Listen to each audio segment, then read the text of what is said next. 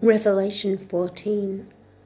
And I looked, and lo, a Lamb stood on the mount of Sion, and with him 144,000 having his Father's name written in their foreheads. And I heard a voice from heaven, as the voice of many waters, and as the voice of a great thunder. And I heard the voice of harpers, harping with their harps.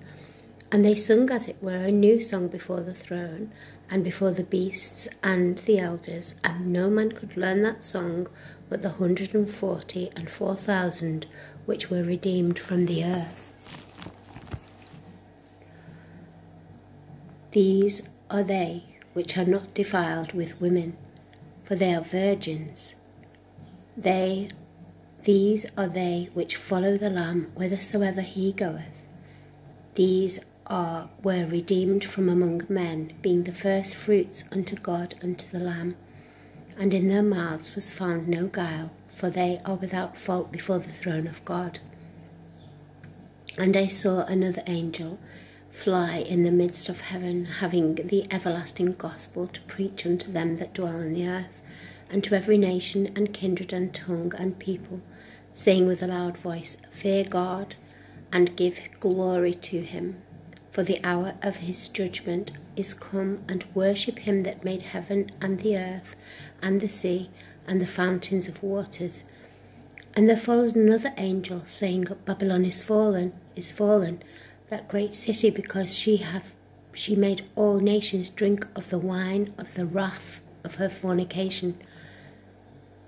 And the third angel followed them, saying with a loud voice, If any man worship the beast and his image, and receiveth his mark in his forehead or in his hand, the same shall drink of the wine of the wrath of God, which is poured out without mixture into the cup of his indignation, and he shall be tormented with fire and brimstone in the presence of the holy angels and in the presence of the Lamb. And the smoke of their torment ascendeth up for ever and ever, and they have no rest day nor night, who worship the beast and his image, and whosoever receiveth the mark of his name. Here is the patience of the saints. Here are they that keep the commandments of God and the faith of Jesus.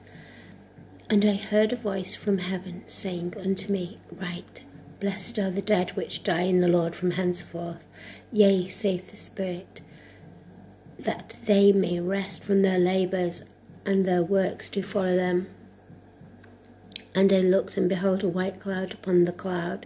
One sat like unto the Son of Man, having on his head a golden crown, and in his hand a sharp sickle.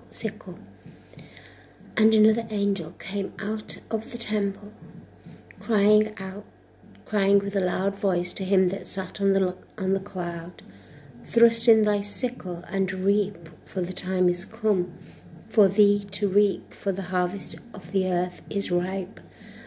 And he that sat on the cloud thrust in his sickle on the earth, and the earth was reaped.